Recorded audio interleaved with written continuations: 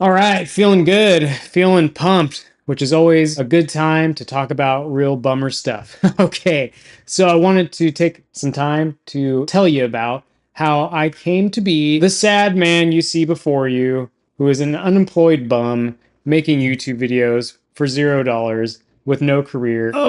Yeah, I used to do motion graphics animation, as it was called, motion graphics design, motion design, whatever you want to call it. I used to do that for a little over 10 years. And I was also a storyboard artist, which was kind of cool because I would do the storyboards, then they would film the commercial, and then they would come back to me and then I would do the motion design and all that stuff. I'd get them in the front and the back. It'd be pretty sweet. Did that for a little over 10 years. Over the course of this last year, I phased that part of my life out, and now I'm unemployed. So yeah, it's been a real good time. It's been a real intelligent career choice, let me tell you. It all began back in about 2008 or so. I decided to go to college. Yeah, smart choice. I wanted to work in video games, as most of us do. I don't know why I chose video games. I really wanted to work in cartoons. I had a love of playing video games, but the skills that I wanted to develop, those were like illustration and storytelling skills. But the fine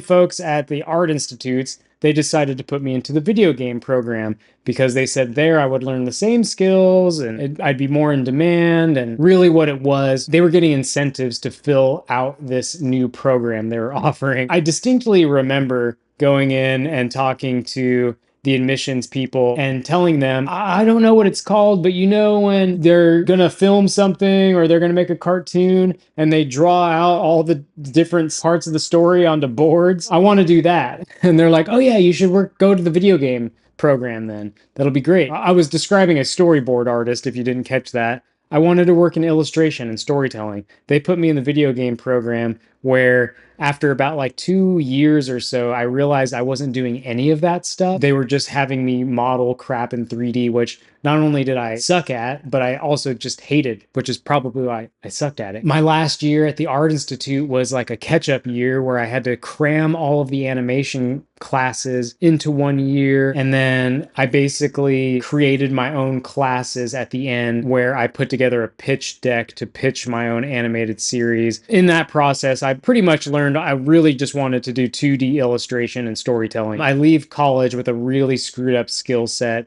and like absolutely no way I'm going to get hired anywhere. I start doing freelance work on websites like Elance and guru.com. I think that Elance became Upwork, and that's really where I got my start, getting little clients doing graphic design and illustration jobs, not making very much money at all, but at least I was doing something because there was just no way in hell I was getting hired anywhere. I had a terrible portfolio, had a terribly scattered skill set. It was bad news. So I spend the next few years trying to make remote working a thing. And you have to remember this is 2013 up until 2019, right? So we're still back in like 2013, 14, 15 and beyond. I am getting a couple jobs as a storyboard artist, and that gets me really excited because I'm like, this is what I want to do. This is what I love doing. I'm not doing motion design at this point. I'm just doing storyboards and like graphic design, vector illustration. My wife and I moved to Seattle, Washington. I realized very quickly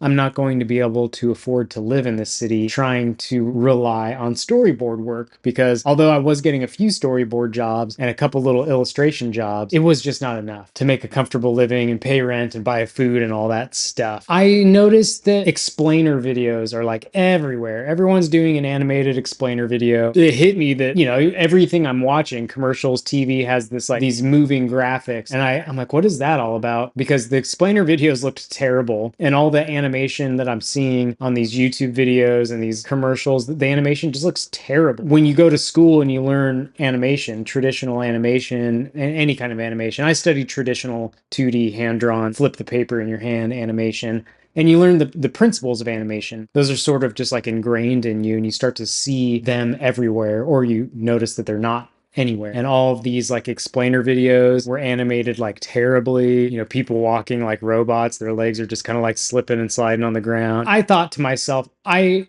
can do that. And I could do a better job than these people. I have these storyboard skills, these illustration skills, and animation skills in my back pocket. Surely I could do motion design. So 2014, I start teaching myself how to use Adobe After Effects. And I make a couple little project videos. And pretty soon, I'm getting work doing that. And that's pretty dang cool. But this is still pre-pandemic. So it's still very hard to convince anybody to hire me. I'm still a dirty freelancer, picking up little jobs, working on little commercials, working on like little website stuff. Between motion design and storyboards, the occasional storyboard job, the occasional illustration job, I'm starting to make a decent amount of money. Not enough to completely rely on it. I was doing a process service in Seattle, like serving people legal papers. And I was also doing legal messaging, taking documents to courthouses for lawyers and filing them, courier service, and of course, Uber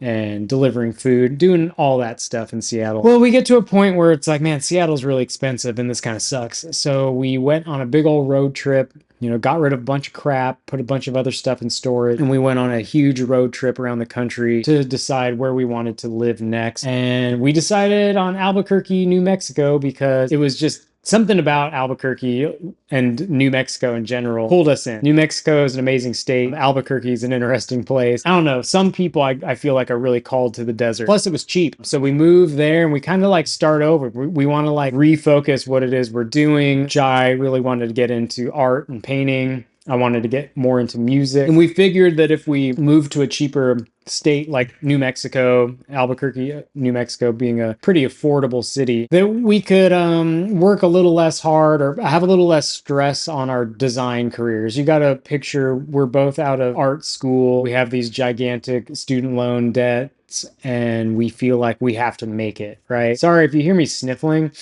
I'm getting over a cold. So hopefully I don't have any like boogers hanging on my stash. Yeah. So Albuquerque, I think we got there like 2018. It's going pretty good. Like it's easy going. I started doing substitute teaching to supplement my career. And it was really chill. It's like you go in, you watch some kids, you get like $100. This allowed me the freedom to not put so much pressure on my design career, but also to spend more time just, working on music. Wrote a bunch of songs and was going to open mic nights, hanging out in the music scene, performing my songs, looking for musicians, all that stuff. It was going really well. And then suddenly, we all know what happened early 2019. The world changed. So I'm no longer a substitute teacher because they want me to do online substitute teaching long term. And I'm like, I'm not going to do that. Plus, I was getting all those sweet government dollars. And huge bonus, suddenly the world was like super cool with remote workers, right? Like that's the only way it can get done.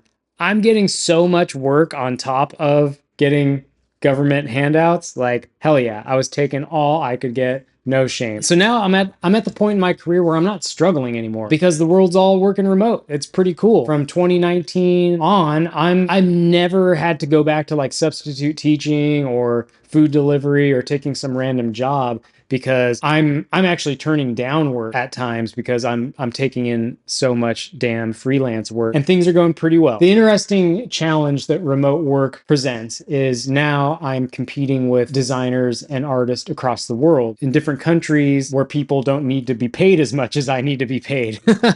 and then at the same time, generative AI is starting to like really get good at making images and video. The writing is sort of on the wall for me. Although I'm doing well now, I keep asking myself, how long can I keep this up? Let me tell you, I'm not like the most talented motion designer. I'm really good technically. I work really fast. I'm really efficient. I'm really tidy. And I can just do a lot of different things. There are motion designers out there they're incredible artists and they can make like really beautiful animations, really intricate stuff. They're really pushing the art form. And I'm not that guy. I can do a lot of stuff. I mean, I worked in commercials, e-learning, YouTube videos, just so many things. I guess my skill set is more like managing a ton of stuff and having like super good communication, being really easy to work with, and then knowing like film language in the film industry.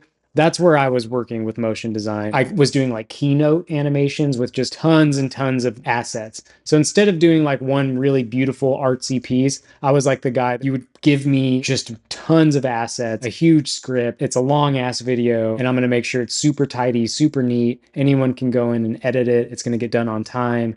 All the little animations are going to look great. I'm not like particularly gifted. I didn't have an incredible portfolio. I had a huge portfolio, like lots of work, but no like impressive designs. It wasn't like Google's calling me up to animate something that everyone's going to see on television. I was like doing Makita power tool commercials where it's like, this Sunday, dad goes to the freaking hardware store and gets a new power drill. What I'm getting at is I didn't feel like I had much job security as time was going on. As a storyboard artist, I felt as though AI was going to take over that job. I mean, you don't have to pay a storyboard artist anymore. You can just type in medium shot, like over the shoulder, dude's looking at a cat. It's raining outside. Fine. It's totally fine. Gets the green light. So my job's done there. And then as a motion designer, I don't think the AI has really gotten to the point to replace that yet. But the other thing was I'm competing with people in different countries. And although they would most likely do a terrible job, the people hiring them, they don't realize that. In fact, there were many times where they would hire someone else, that person would screw up, and then they would come back to me and have me fix it. So, and they just never learn, right? These like the higher ups that pay you. I wanted to get out of the freelance game, right? I'm thinking to myself, I can't be a freelancer anymore. My skills have sort of plateaued because I've only worked by myself, and I need to get a salary job where I can work alongside other talented professionals to get better, or start working my way up into maybe like a director position and let some newer, younger, better talent come up and be the animators. Especially after like coming up on 10 years of doing something, like staring at keyframes and easing curves, you just don't want to do it anymore. Those days of staying up like all night to get the job done was, those were just getting painful. They weren't fun. It used to be like a rush to be like, oh man, I can't wait to get this job done. That's all I cared about, being on the computer animating stuff. You get real sick of that as you get older. So I needed to get a salary position to ensure that I have a career in design in some capacity, right? Either I'm learning new skills, or I become like a creative director and I can stop animating and maybe just like manage a group of animators or something. So I started applying to places. I'm really trying, guys. Like I was doing my best. I really made like a fair attempt at making my LinkedIn profile as best as it could be. Man, I don't have that anymore, but I kind of wish I did. I once I realized LinkedIn was just a bunch of bullshit, I just started shit posting and doing all kinds of fun stuff there because I realized it wasn't going to get me a job. LinkedIn is like the worst. LinkedIn is the most disgusting social media platform I think there is. I know there are other platforms online where people actually do like terrible and disgusting things. I just cannot stand the way people behave on LinkedIn. It was the worst. You're spending all day applying to jobs. Like, oh my gosh, dozens of jobs a day you're applying to. So I'm applying to job after job after job. LinkedIn, Indeed, Creative Circle, Vitamin T, like Aquient, whatever that is. I'm everywhere. For like 2 solid years, I am applying to every motion design job. I'm reaching out to storyboard agencies. The storyboard agencies only wanted to hire people that lived in those cities like New York or LA. I wasn't going to do that. And then all the jobs just, I mean, shit, you know what it's like if you work in design, you apply to tons of jobs. You maybe get a few of them that reach out to you. Then there's like all these different interview steps you got to take just for them to tell you they chose someone else. So that was basically my life. But it was all right because I was getting in a bunch of work. I wasn't worried about money at that point or about job security in the immediate time. I was worried about job security in the future when the robots take over. So I'm looking for work. And one day it was September 2023. No, yes. September of 2023, Jai and I, my wife Jai, we are in Taos, New Mexico visiting a friend, and I get a phone call from a company and they're like, "Oh, is this Kurt? Yeah, you applied for the position of motion designer with us. And I was like, okay, that's like, it could be anybody. It's at this point, I've applied to so many places. I'm like, yeah, sorry, I'm popping my knuckles. It's a terrible habit. This place calls me back and they're like, we're really interested in talking with you, seeing if you're still interested in the job. And I'm like, yeah, I'm interested because this company, who I'm not going to mention, online university started by this very predominant family in the conservative Canadian scene. The online university shares the same name as the guy who wrote a few books. He wants you to clean your room, talks about lobsters. I think you get the point. Their mission was sort of like all of these massive universities like Harvard, they don't have very good online material at all, and they cost way too damn much, and they're not actually educating people. So this new university was like, we're going to offer you an amazing education at a very reasonable price with amazing online videos taught by intelligent people who are excited to work for us and excited to teach you. Like them or hate them, I was really interested in helping to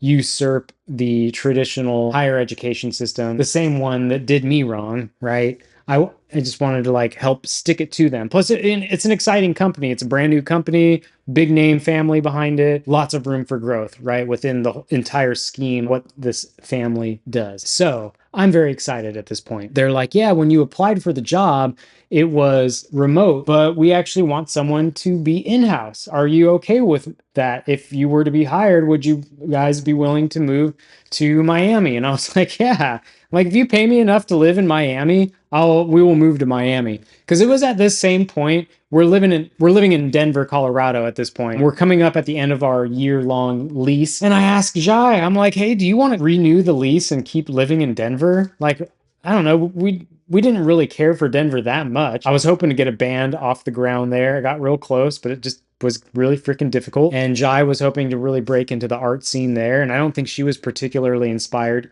Although Denver has a really cool art scene on Santa Fe, the Santa Fe Art District. Real neat. You should check it out. But I was thinking about, okay, we're going to renew our lease. They're going to raise the rent. We don't really like our apartment that much. Where else would we live? All the other places are more expensive than our apartment. And I presented the question, if you had the ultimate remote job and you could live anywhere you wanted, would Denver be the place you would choose to live? And she was like, no. And I'm like, yeah, it's a big no for me.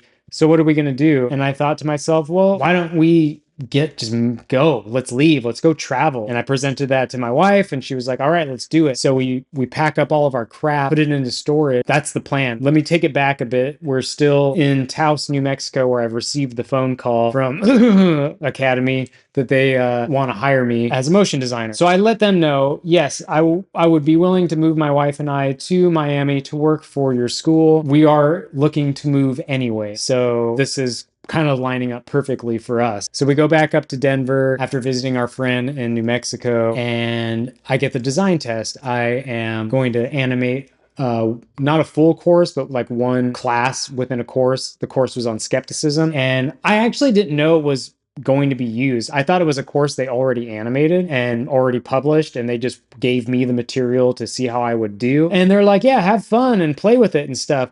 So I'm doing the job, right? And it's like a lot. It's a lot of like image generation on Midjourney and a lot of just inputting text into a template and making sure it animates nicely. Very tedious work too. Wasn't very creative work. It was just very tedious. And I'm like, that's fine. That's kind of what I'm good at. They told me to have fun with the job. So I started kind of like breaking the templates and trying new things out. And they were like, yeah, you did a really good job, except here, what were you doing there? We're going to have to fix that. And I'm like, well, you told me to have fun and I was just experimenting and I just wanted to see how far I could push it before I got outside of the bounds of what you wanted me to do. And they're like, well, can you go back and fix that? I'm like, wait, so this is like a real course that you're going to use? And they're like, yeah. Okay, I didn't know that. You guys just kind of made it seem like I could do whatever and it'd be more of like an evaluation versus I'm actually doing work that is going to be published on your website. I wouldn't have done those experimental things if you let me know that. And they're like, oh, sorry. So I went back and I fixed the things and they were like, great. Like everyone really digs you. They think you would fit really well on the team. And we just got to talk it over with like the directors and all this stuff. And it's going to be fine. Okay. I swear this part of the story is important and it's heading somewhere. While I'm doing the design test, we begin our packing up and moving stuff into storage phase of our life. Because because I have to go to Hawaii and house sit for my aunt and uncle for 2 months. Huge bummer, right? And I'm letting them know that this whole time that I'm like, I've already put into motion a lot of things in life. My wife and I are leaving Denver. We're tired of living here. I have to go to Hawaii for 2 months to house sit for my aunt and uncle. They already have a vacation planned. I can't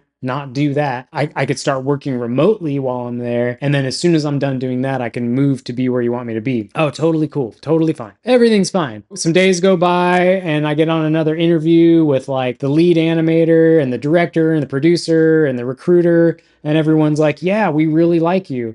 We think that you'd be a great person to have on this team.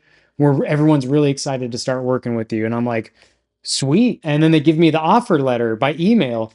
And it's no longer for a salary role. It's for a freelance position.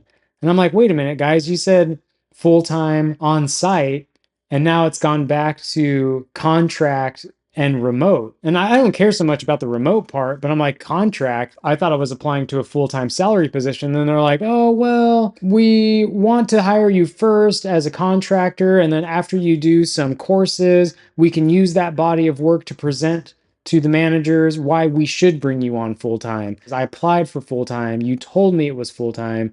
You told me you were going to have me move there.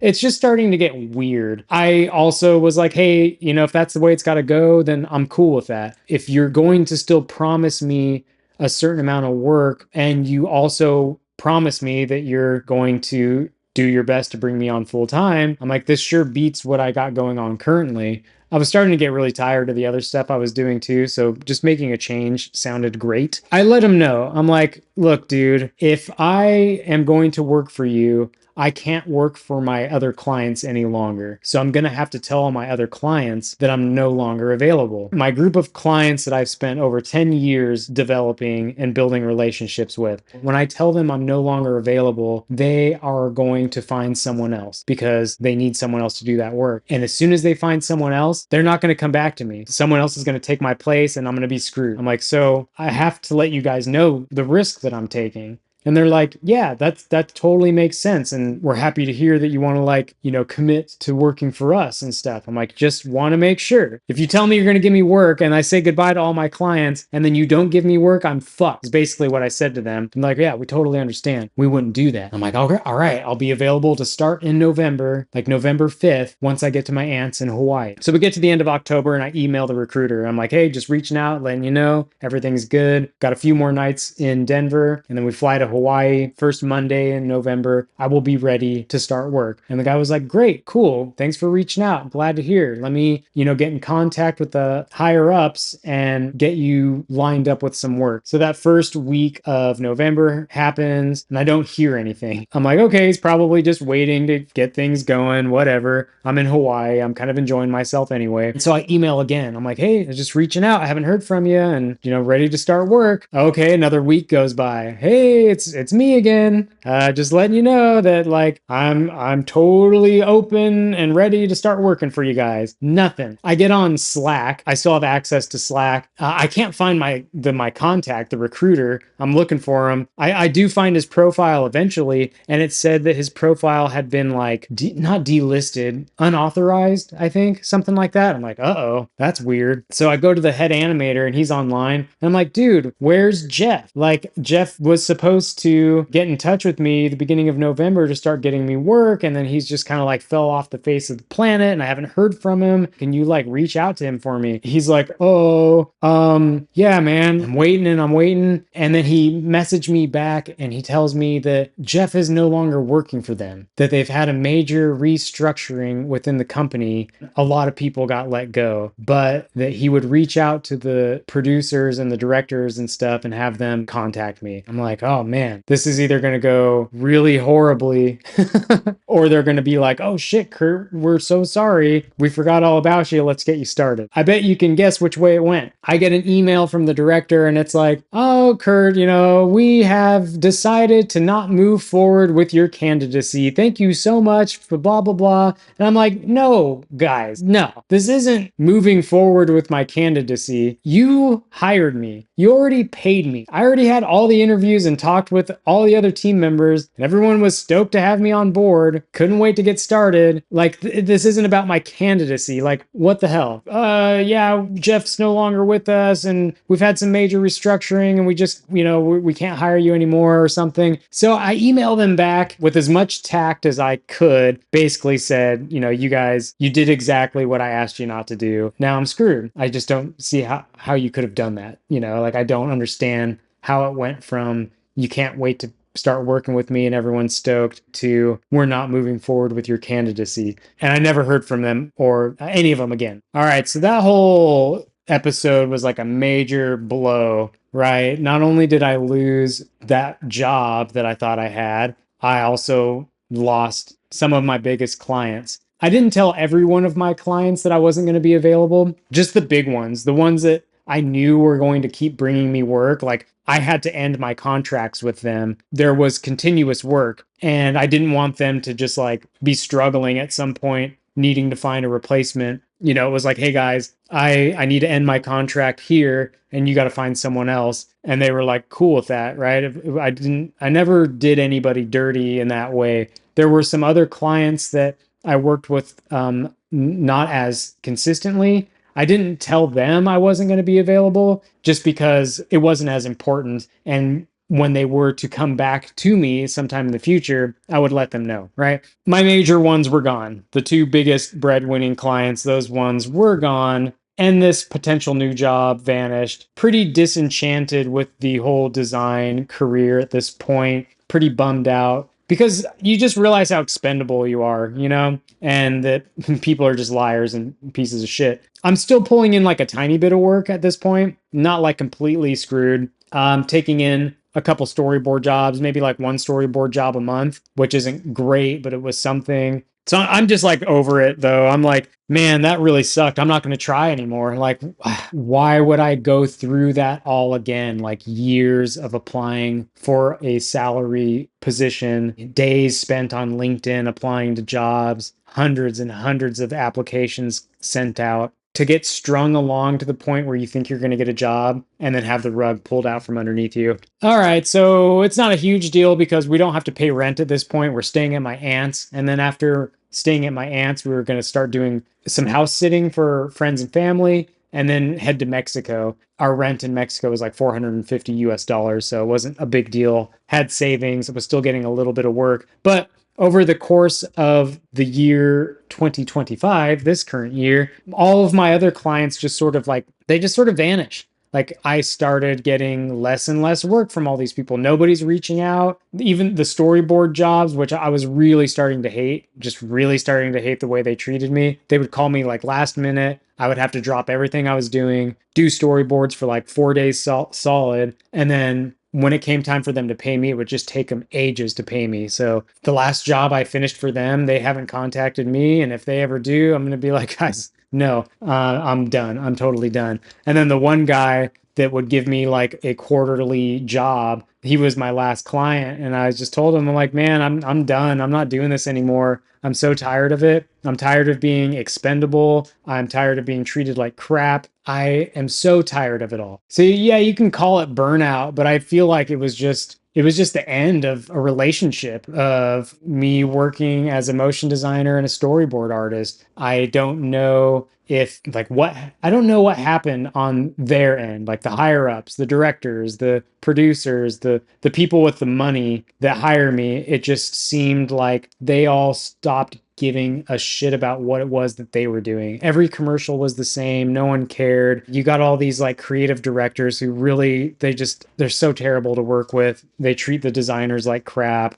And they always have to throw in like a little 2 cents, like, oh, it was just make that blue a little less blue. And can you make that line just like 2 pixels over to the left? Yeah, over the course of this year, becoming comfortable with the fact that that's all gone. Like, I'm done. I'm letting it all go. I don't need it anymore. My student loans got discharged, by the way, because I applied for borrower's defense or something because my school got sued for being a terrible school. And what happened was that everybody who applied for borrower's defense, I think that's what it's called anyway, no one was getting an answer. So the Department of Education got sued for not responding to any of these applications for borrower's defense. The Department of Education loses that case. And one of the first things they did was there was a list of really terrible schools, and anyone who had debt from one of those really terrible schools got their debt wiped away. My school was on there, the Art Institutes. I don't have student debt anymore. Like, I don't have to prove anything anymore. I don't have to keep trying to justify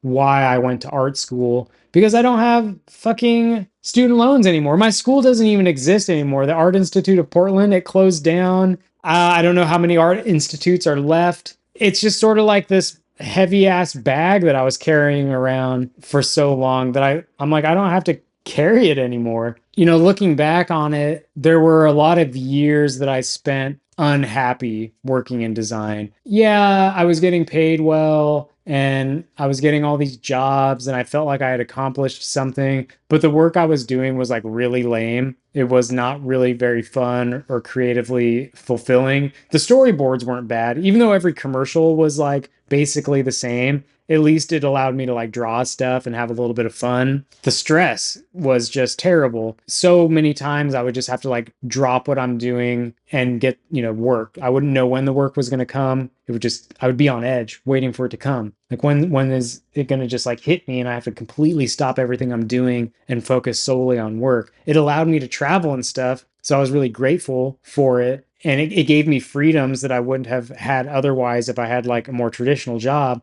But I don't know if the stress was worth it. So saying goodbye to my design career was a healthy choice overall. One of the harder things about saying goodbye to something that you put so much time and effort into, it becomes part of your identity.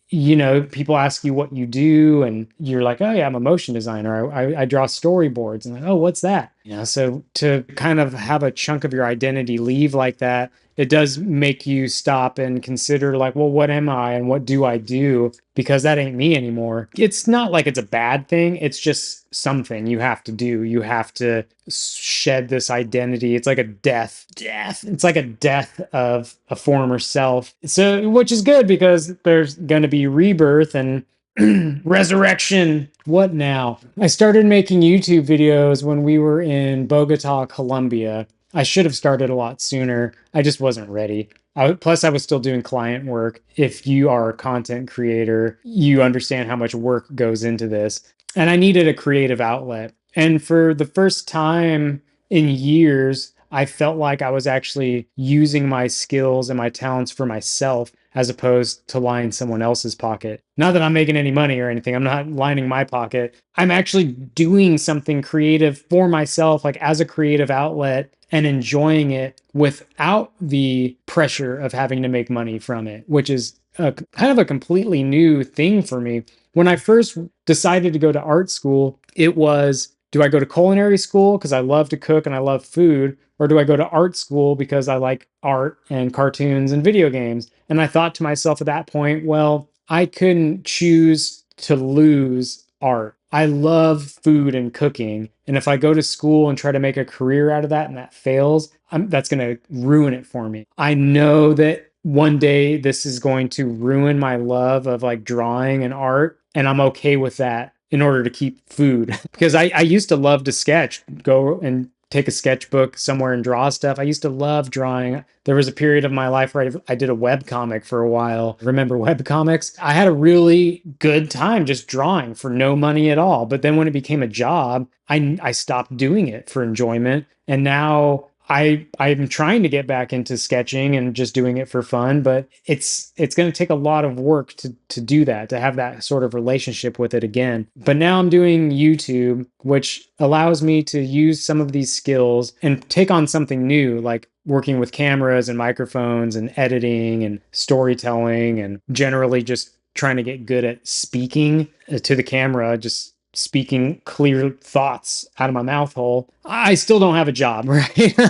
It's still not good news there, but I'm not worried for some reason because I spent so much time worrying when I did have work and it didn't do me any good. So now that I don't have work, I'm like, I could continue to worry or I could not worry. And I do believe that if I just have faith that I will be provided what I need when I need it. And that's all I got. It doesn't mean I'm doing nothing. yeah, one day I hope that this YouTube stuff, gives me a whole like, $5 a week. That'd be pretty cool. Buy a coffee once in a while. By the way, you can use the link below to buy me a coffee. See how I work that in there? I want to get back into my love of cooking and food. So I am pursuing that as a goal. I am making the proper moves so that I can potentially get work in restaurants. So I'm not just like sitting around doing nothing. And, I don't have any student loans. I don't have any massive debt free, and I have nothing to prove. And I think that's a really good place to be. If you have or currently work in the design realm,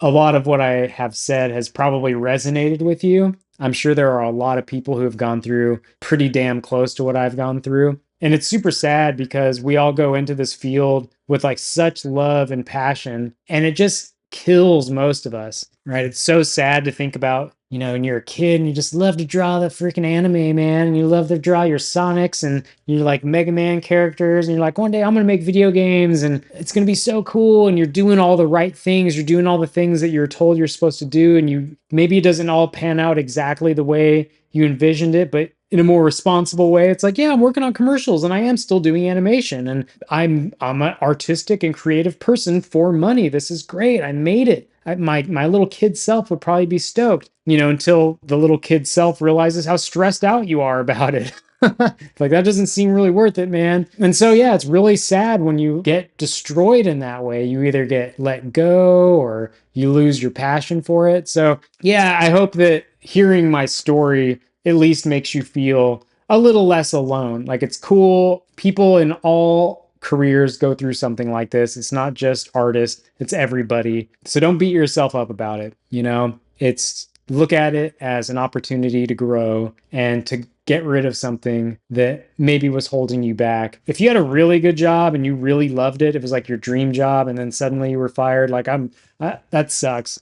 Have faith that you'll find another position, or you'll find something even better. Eventually someone's going to, see your enthusiasm and your talent and realize like, oh man, I gotta snatch this person up because look how good they are. But yeah, that's my story of how I ended my 10 plus year long career in design and why I am an unemployed YouTube bum now. So thanks for watching, and stick around for other random videos like this.